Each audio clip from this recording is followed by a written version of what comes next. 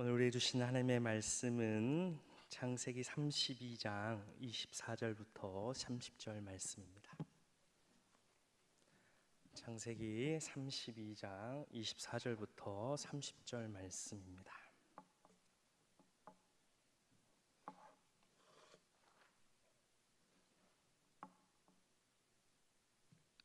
다 찾았으면 함께 읽도록 하겠습니다.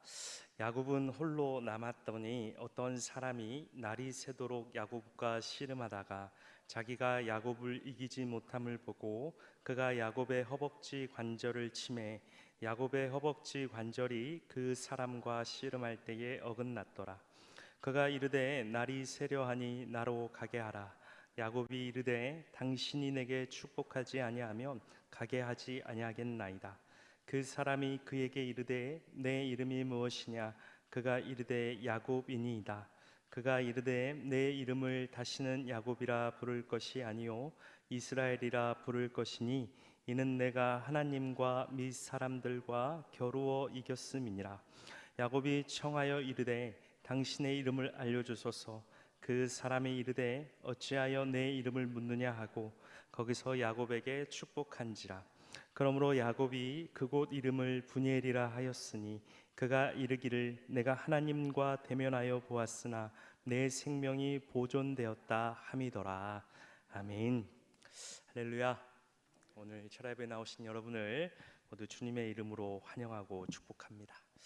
한 주일 동안 삶으로 인해서 많이 피곤하고 또 지쳐 있으셨을 텐데 그럼에도 불구하고 오늘도 주님 앞에 나와 예배하는 여러분에게 여러분이 하나님께 바라고 원하는 것들에 대한 응답과 소망을 그리고 주님이 주시는 힘으로 회복하고 돌아가시기를 예수님의 이름으로 축원합니다. 오늘 정말 귀한 설교입니다. 왜냐하면 제가 뛰어난 설교가라 그런 건 아니고요. 제가 교회 온 지 6년 됐는데 철야 예배 설교 딱 2번 했더라고요. 그것도 2018년에 2번 하고 지금 한 6년 만에 다시 설교하는 겁니다. 그래서 오늘 설교가 지나면 제가 또 언제 철야 예배 설교를 할지 몰라요. 그러니까 희소성으로 중요한 설교니까 잘 들어주시기 바랍니다. 물론 매주 담임 목사님이 전해주시는 철야 예배 설교에 비하면 많이 부족하지만 그래도 오늘 저와 여러분에게 주시는 하나님의 말씀을 마음에 담고 결단하며 은혜로 나아가는 시간이 되기를 원합니다. 세상을 살아가는 대부분의 사람들은 변화를 꿈꿉니다. 변화의 대상은 다양하죠. 내 외모가 변하기를 원하는 사람들도 있고요. 나의 경제적 상황의 변화, 건강한 몸으로의 변화, 그리고 내 가족이나 내 자녀의 변화를 모두 바라고 살아갑니다. 여러분, 그런데 우리가 변화를 꿈꾸며 그 변화가 내 삶에 일어나려면 어떻게 해야 될까요? 당연한 질문이지만요, 내가 변해야 내가 바라던 모습으로 변화될 수 있는 것이죠. 내가 멋진 외모를 가지고 싶은데 그것의 가장 첫 관문이 다이어트라면 여러분 어떻게 해야 되겠습니까? 밤마다 먹던 라면을 끊고 배달 어플 앱을 지우고 식단 관리와 꾸준한 운동을 해야 살이 빠지지 않겠어요? 내가 먹는 것도 그대로고 움직이는 것도 그대로인데 어떻게 살을 빼고 내가 원하는 모습으로 변화될 수 있겠냐라는 겁니다. 근데 이게 여러분 너무 어렵지요. 저도 개인적으로 제가 좋아하는 디자인의 옷들이 있는데 이게 살이 쪄가지고 안 맞는 것입니다. 그래가지고 내가 너무 좋아하는 스타일이라 버리긴 아까워서 매번 그 옷을 보며 살 빼서 다시 입어야지 하는 생각을 벌써 3년 넘게 하고 있습니다. 그래서 1, 2kg 빠져서는 입을 수 없는 옷들은 그렇다고 너무 버리기 아까운 옷들은 우리 아내에게 잠옷으로도 입으라고 주고 있습니다.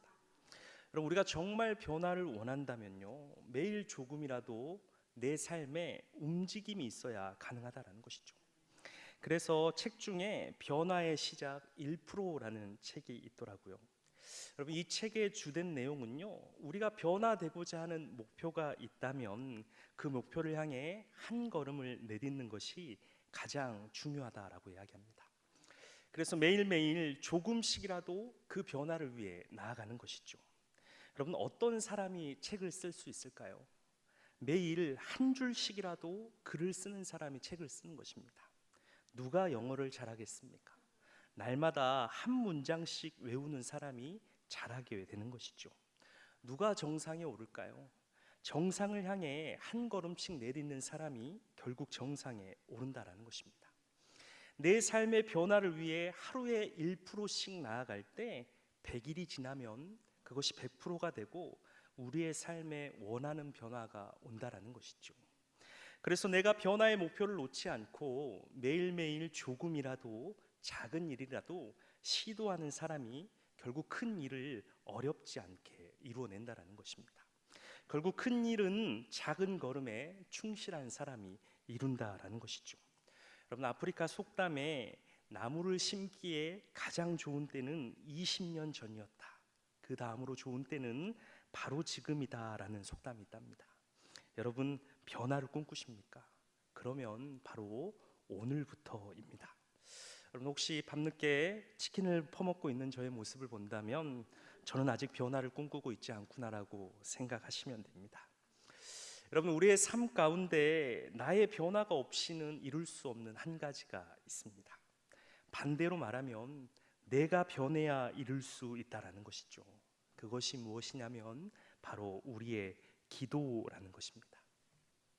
그럼 우리가 기도할 때 대부분 우리 모두는요, 변화를 하나님께 간구하죠.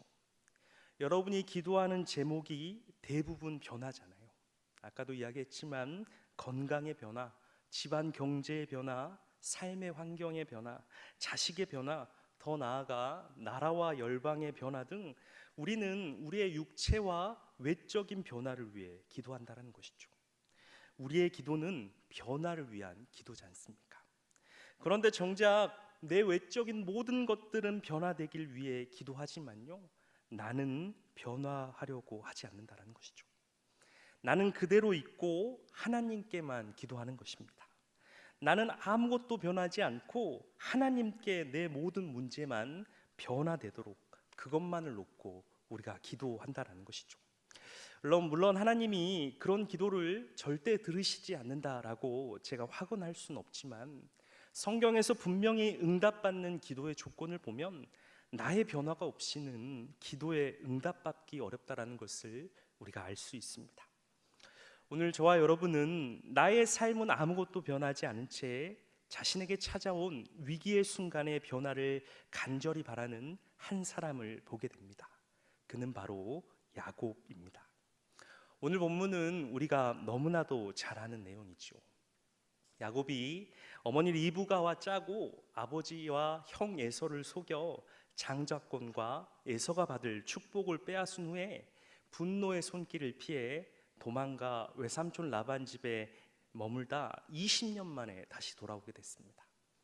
그런데 이제 형 에서를 20년 만에 만나야 되는데 형 에서가 400명을 거느리고 야곱을 만나러 온다라는 것이죠. 여러분, 당시 400명이 어느 정도의 힘이었냐면 아브라함이 조카 롯과 동행하다가 이제 서로 헤어질 때가 되어서 롯은 소돔과 고모라에, 아브라함은 가나안 땅에 머물렀는데 조카 롯이 간 소돔과 고모라에 4명의 왕들이 동맹을 맺고 그 땅을 쳐들어옵니다. 그래서 소돔과 고모라에 있는 모든 왕을 죽이고 약탈하고 심지어 사람도 포로로 끌려가는데 그때 아브라함의 조카 롯과 그 가족이 끌려간 것이죠. 그래서 이 소식을 들은 아브라함이 조카 롯을 구하기 위해 훈련된 자들을 데리고 가서 네 왕들과 싸우고 조카와 그의 가족들 그리고 약탈해 갔던 재물들을 빼앗아 오는데 그때 아브라함이 데리고 간 군사의 수가 318명이었습니다. 물론 아브라함이 네 왕과 전쟁에서 승리할 수 있었던 것은 하나님의 도우심이 가장 컸지만 어쨌든 318명의 사람의 수는 당시 전쟁을 할 수 있는 숫자였다라는 것이죠. 여러분, 그런데 형 에서가 야곱 자신이 왔다는 소리를 듣고 무려 400명이나 되는 사람을 데리고 오고 있다고 하니 야곱의 마음이 어떠했겠습니까? 야곱이 에서에게 한 일이 있는데 에서가 자신을 귀환하러, 자신의 귀환을 환영해 주러 온다고 그가 어떻게 생각할 수 있겠습니까? 400명의 인원은 아무리 생각해봐도 긍정보다는 부정의 의미가 강한 것 같은데 자신의 장자의 축복권을 속임으로 빼앗아간 나를 향한 복수의 칼날인 것 같은 것이죠. 고향을 떠나 20년간 자신이 쌓아 올린 모든 것들이, 그리고 자신의 인생이 여기서 끝이 날 것 같은 그 마음으로 야곱이 서 있는 것입니다. 그래도 이렇게 죽을 순 없으니 야곱이 자신이 할 수 있는 것들, 자신이 가지고 있는 모든 것들을 이용해 에서의 마음을 돌리려 합니다. 먼저 형 에서의 마음을 돌릴 만한 많은 예물을 준비하는데요, 당시 가장 큰 재산의 가치는 가축에 있었는데 가축을 무려 550마리를 보냅니다. 그런데 야곱이 여기서도 꾀를 부리는데, 한 번에 받으면 감동이 덜할 수 있으니 그것을 여러 번 나눠서 4번에 걸쳐 형에게 선물을 보냅니다. 이렇게 여러 차례 선물을 받으면 아무래도 사람의 심리상 받을 때마다 마음이 누그러질 수 있으니 이를 노린 것이죠. 이걸로 부족하니 형의 마음을 풀어줄 수 있도록 자신의 가족과 종들을 자신의 앞서 보내는데요, 아무리 에서가 야곱이 미워도 또 하나밖에 없는 동생의 혈육을 보면 에서도 자신과 같은 핏줄이니까 마음이 누그러질 수 있을 거란 그 기대감이 있었겠죠. 그래서 자신이 할 수 있는 모든 것들, 자신이 가지고 있는 모든 것들을 동원해 일을 해결하기 위해서 노력한 후 혼자 남겨진 야곱이 초조한 모습을 보입니다. 자신의 생명과 가족의 생명, 그리고 20년간 쌓아 올린 모든 것들을 형 에서의 처분에 맡겨놓았는데, 내가 기대하고 의지하는 것들이 나를 이 위기에서 건져낼 것이라는 확신이 없는 것이죠. 그런데 남겨진 야곱에게 하나님이 찾아와 그를 만지십니다. 말씀에는 씨름을 하였다라고 되어 있는데, 재물을 보내고 가족을 보내고 혼자 남겨져 불안한 가운데 어찌할 바를 몰라 서성이고 있는데 어떤 이가 찾아와 야곱과 씨름을 하는 것입니다. 그것도 날이 새도록 씨름을 하는데, 야곱이 보니까 아무래도 자신을 찾아온 이가 하나님과 같은 것이죠. 그래서 야곱이 깨닫는 것입니다. 내 인생에 하나님이 계셨지. 나를 이 위기에서 건져내실 분은 오직 하나님이겠구나. 내가 20년간 쌓아 올린 나의 모든 것들도 나를 구원하지 못하지만 하나님께서 나를 구원하시겠구나라는 그 마음이 든 것이죠. 그래서 하나님을 붙잡고 야곱도 씨름에서 지지 않으려고 밤새 자신의 모든 것을 쏟아 넣습니다. 여러분, 그런데 전혀 예상하지 못한 일이 일어나는데, 자신과 씨름을 하던 이가 허벅지 관절을 차서 부러뜨린 것입니다. 하체는 힘의 상징이지 않습니까? 그중 강한 힘을 내는 허벅지를 부러뜨렸으니 야곱이 제대로 설 수가 없게 된 것이죠. 그러면 왜 이 위기 가운데 찾아오신 하나님은 야곱의 허벅지를 치셨을까? 이것을 함께 고민해 보려고 합니다. 창세기 32장의 시작에 보면 야곱이 삼촌 라반 집을 떠나 고향으로 돌아가게 됩니다. 고향으로 가는 길에 여러분 얼마나 많은 생각과 염려가 있었겠습니까? 앞으로 어떻게 살아가야 할까? 고향에는 잘 정착할 수 있을까? 형이 내서는 나를 용서하고 과연 받아줄까? 이런 걱정들과 근심들이 가득한 귀향의 길이었겠지요. 그 길에 하나님이 야곱을 만나 주십니다. 하나님께서 하나님의 사자들을 야곱에게 보내어 야곱과 함께 하고 있음을 보여주시는데, 야곱의 고백에 의하면 하나님의 군대라고 불렀다라는 것이죠. 그만큼 많은 하나님의 사자들이 야곱의 주변에 함께하며 야곱의 길에 동행하고 있었다는 것입니다. 다른 말로 하면 하나님이 야곱과 함께하고 계셨다라는 것이죠. 그래서 야곱도 그 하나님을 느꼈기 때문에 자신의 소망을 하나님께 간구합니다. 말씀을 보면요, 야곱이 또 이르되 내 조부 아브라함의 하나님, 내 아버지 이삭의 하나님 여호와여, 주께서 전에 내게 명하시기를 내 고향 내 족속에게로 돌아가라. 내가 내게 은혜를 베풀리라 하셨나이다. 나는 주께서 주의 종에게 베푸신 모든 은총과 모든 진실함을 조금도 감당할 수 없사오나 내가 내 지팡이만 가지고 이 요단을 건넜더니 지금은 두 때가 이루었나이다. 우리 11절 12절 같이 읽어볼까요? 내가 주께 간구하오니 내 형의 손에서 예서의 손에서 나를 건져내시옵소서. 내가 그를 두려워함은 그가 와서 나와 내 처자들을 칠까 겁이 나기 때문이나이다. 주께서 말씀하시기를 내가 반드시 내게 은혜를 베풀어 내 씨로 바다에 셀 수 없는 모래와 같이 많게 하리라 하셨나이다. 아멘. 여러분, 이것이 하나님께 드린 야곱의 기도였다라는 것이죠. 야곱이 형의 분노의 손길을 피해 집을 나와 외삼촌 라반의 집으로 향할 때는요, 정말 야곱의 말대로 지팡이 외엔 아무것도 없었습니다.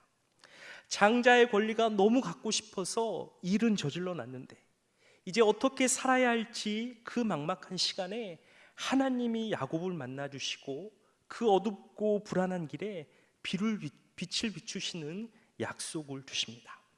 그것이 베델에서 야곱이 처음으로 만난 하나님이잖아요. 그때의 야곱으로서는 상상할 수 없는 약속들을 주시는데요, 그리고 그 약속의 마지막에 이렇게 말씀하십니다. 내가 너와 함께 있어 내가 어디로 가든지 너를 지키며 너를 이끌어 이 땅으로 돌아오게 할지라. 내가 내게 허락한 것을 다 이루기까지 너를 떠나지 아니하리라 하신지라 라고 말씀하시며, 정말 야곱의 인생에 이 하나님의 약속을 온전히 지키고 이뤄 가셨다는 것입니다. 실제로 지팡이 하나 들고 갔던 야곱이 2명의 아내와 12명의 자녀들, 그리고 많은 재물을 이끌고 다시 하나님의 약속하신 땅으로 돌아오게 되지 않습니까? 그리고 형 에서를 만나는 야곱이 또 불안할까봐, 두려울까봐 하나님의 군대를 보여주시며 하나님이 야곱과 함께하고 있다는 것을 다시 확인시켜 주십니다. 여러분, 그런데 야곱은 아직도 그 하나님이 어떤 분이신지 모르고 하나님을 의지하며 살아가는 인생의 길이 무엇인지 알지 못하며 행동하고 있다라는 것이죠. 하나님께 기도는 하나님, 내게 하신 약속을 지켜서 나를 형의 손에 건져내시옵소서. 내 자손을 바다에 셀 수 없는 모래와 같이 많게 하신다고 하셨으니 내게 하신 약속을 지키소서라고 기도했지만, 정작 자신이 드린 기도와는 상관없이, 하나님의 뜻과는 상관없이 자신이 가진 재물과 자신의 지혜와 능력을 의지하며 이 문제를 해결하려 한다라는 것이죠. 여러분, 야곱이 하나님에 대한 경험이 없는 것이 아닙니다. 때마다 위기마다 하나님이 도우시고 인도하셨음을 야곱이 분명히 경험했고, 자신의 입으로 자기가 지팡이 하나 들고 나갔지만 이 모든 것들이 하나님의 은혜였다라고 고백하지만, 정작 야곱의 삶에는 바뀐 것이 하나도 없다라는 것이죠. 여전히 그는 자신의 힘을 의지하고요, 여전히 그는 자신의 지혜를 믿고요, 하나님께 이 상황을 변화시켜 달라고 기도는 하지만 자신은 하나님의 사람으로 변화되지 않는 모습을 보여주는 것이죠. 그래서 하나님이 야곱의 허벅지 뼈를 치십니다. 그리고 그의 이름을 야곱에서 이스라엘로 바꾸시죠. 야곱의 이름, 속이는 자가 아닌 이스라엘, 하나님이 통치하신다, 하나님이 싸우신다라는 이름을 갖고 이제 살아가라는 것입니다. 자신의 능력과 힘을 가지고 작은 지혜와 갖고 있는 것들을 의지하며 살아가는 삶이 아니라 이제는 하나님이 통치하시는 삶, 하나님이 너의 인생을 위해 싸우시는 삶으로 살아가라는 것이죠.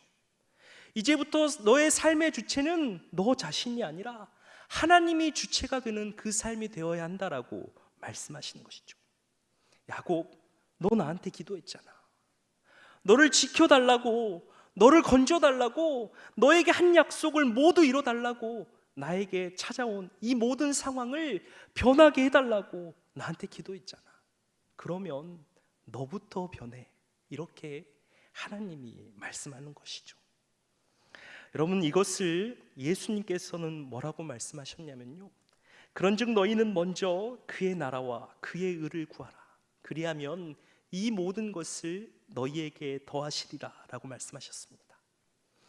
우리가 하나님께 먼저 구할 것은요, 하나님 내 삶에 이것 좀 바꿔주세요, 이것 좀 고쳐주세요, 이것 좀 채워주세요가 아니라 우리 삶이 하나님의 나라가 이루어지도록, 하나님이 주인 되시고 통치하는 인생이 먼저 되도록 하나님의 의가 내 삶에 나타나는 것을, 그것을 먼저 구하라는 것입니다. 그리하면 너희의 삶에 필요한 것들, 너희의 인생에 필요한 변화들을 하나님이 행하시겠다라는 것이죠. 여러분, 하나님께 기도하지 않습니까?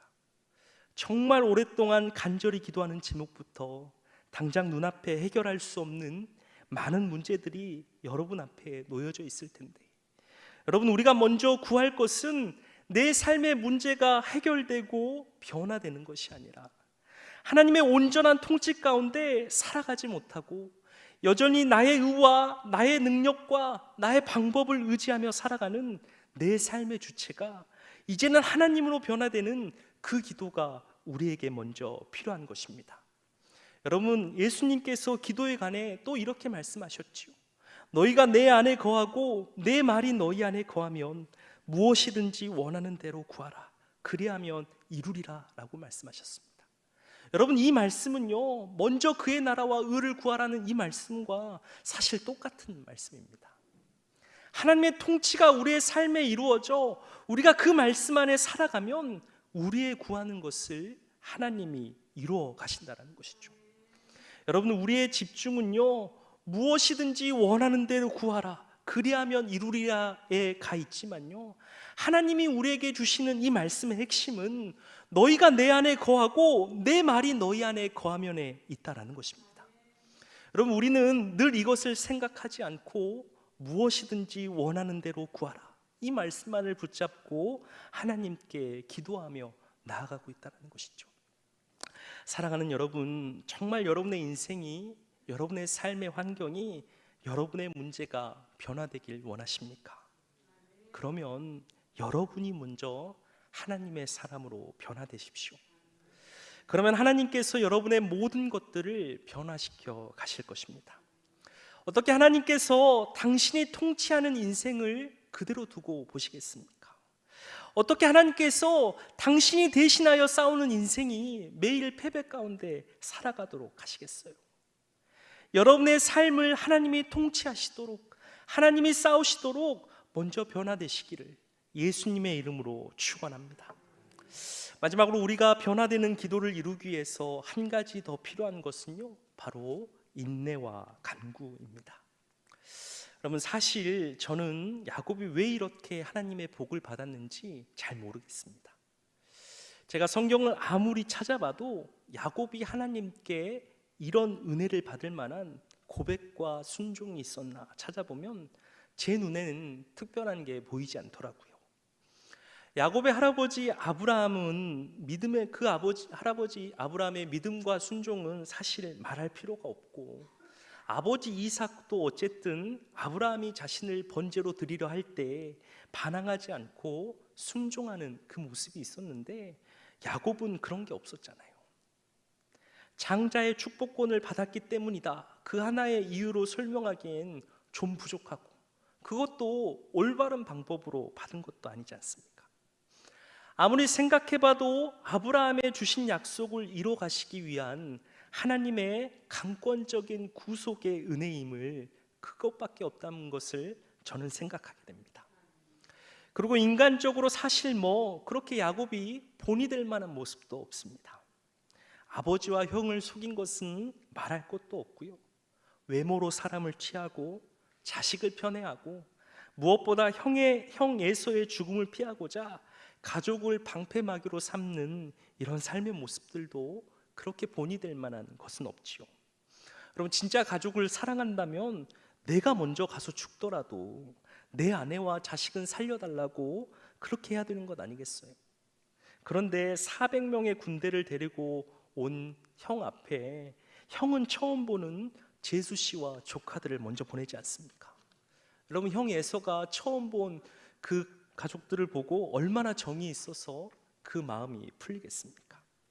여러분, 그럼에도 불구하고 야곱의 모습 가운데 본받고 싶은 점이 있다면 바로 목표를 이루고자 하는 인내와 성실함, 그리고 그 끈기에 있는 것 같습니다.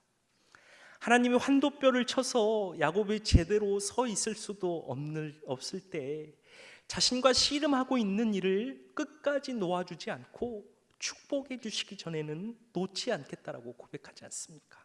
사실 여러분, 이것은 하나님 앞에 생명까지 내려놓는 인내와 끈기인 것이죠.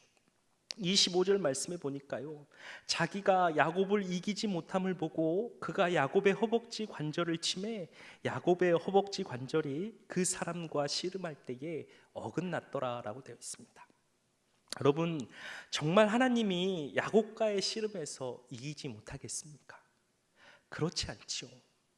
자신의 힘이 밀리고 허벅지 뼈까지 부러져 아무것도 할 수 없는 상황이지만 나를 축복하지 않으면 놓지 않겠다는 그 야곱의 끈기와 노력에 대한 하나님의 인정인 것이죠.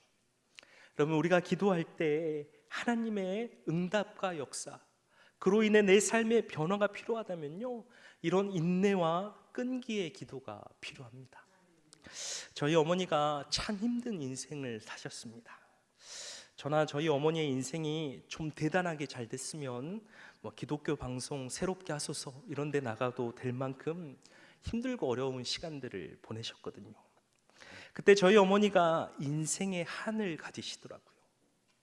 그리고 왜 내 인생은 이렇게 잘못되었을까 고민하시면서 그 답을 어떻게 찾으셨냐면, 하나님을 모르고 살았던 그 시간에서 어머니가 답을 찾으시더라고요. 그러면서 내 인생은 이렇게 흘러가지만 우리 자녀들의 인생은 나와 같아서는 안 되겠다라는 마음을 가지고 본인의 그 인생의 한을 하나님께 내려놓고 기도하셨습니다. 저희 어머니지만 정말 기도를 많이 하셨어요. 비가 오나 눈이 오나 잠을 자나 못 자나 매일매일 시간을 정해놓고 그 자리에 나아가 기도하시더라고요. 기도가 잘 안 되고 피곤하더라도 자신이 간구해야 할 모든 기도의 제목들을 내려놓고 시간을 채우고 돌아오셨습니다. 저희 어머니가 3년 전에 어느 날은 기도를 요즘 안 하신대요. 아니, 그런데 아들이 목회하고 있는데 기도로 열심히 도와도 모자랄 판에 왜 기도를 하지 않냐라고 물어봤더니 너무 많이 해서 좀 그만하고 싶다고 말씀하시는데 제가 그 말이 받아줬습니다. 이해가 되더라고요. 정말 인내와 성실함으로 기도를 하셨습니다. 그래서 다시 하고 싶을 때 제가 하라고 이야기했는데 요즘은 회복하셔서 다시 뜨겁게 기도하고 계십니다. 여러분, 저희 어머니가 그렇게 기도하니까요, 변하더라고요. 어머니 당신의 마음이 변하고요, 어둠에서 빛으로, 절망에서 소망으로, 불안에서 확신으로 변화가더라고요. 집안의 사정이 변해가고요, 자녀의 삶이 변해가고요, 집안 전체가 변해가는 것을 제가 보게 되었습니다. 우리 어머니의 말로는요, 자신이 기도한 것들 중에 2가지 빼고는 다 응답을 받았대요. 그 2가지도 어머니가 원하는 대로 되지 않았을 뿐이지 하나님이 가장 좋은 길로 인도해 주셨음을 저는 확신합니다. 여러분도 여러분의 기도를 통해 하나님의 역사의 흔적들이 여러분의 삶 가운데 있어야 되지 않겠습니까? 안 되면 말고가 아니라 정말 인내와 성실함으로, 하나님이 아니면 안 된다는 마음으로 기도해서 여러분의 인생에도 확실한 하나님의 살아계심의 증거가 있으셔야 되지 않겠습니까? 여러분, 여러분의 자녀의 삶이 언제 변화되는지 아십니까? 저 같은 경우는요, 우리 어머니의 기도가 내 삶을 변화시키는구나, 우리 엄마의 기도가 내 인생을 바꿔가는구나 라는 것을 제가 느낄 때 제가 하나님께 시선을 돌리기 시작했습니다. 여러분도 자녀를 위해 기도하고 있다면, 남편을 위해 기도하고 있다면, 내 가족들을 위해 기도하고 있다면 가서 선포하십시오. 내가 너를 위해 이렇게 기도하고 있어. 그리고 그 기도가 정말 이루어져 여러분의 자녀가 그 변화를 보게 하십시오. 그러면 돌아오지 말라 해도 하나님 앞에 서 있는 가족들을 보게 될 것입니다. 여러분, 그런 기도의 사람들이 되십시오. 우리 아빠의 기도가, 우리 엄마의 기도가, 내 남편과 내 아내의 기도가 내 인생을 변화시켜 가는구나. 우리 가정을 변화시켜 가는구나. 우리의 집을 만들어 가는구나. 우리의 집에 소망과 힘이 되는구나라는 고백을 듣는 여러분의 기도가 되시기를 예수님의 이름으로 축원합니다.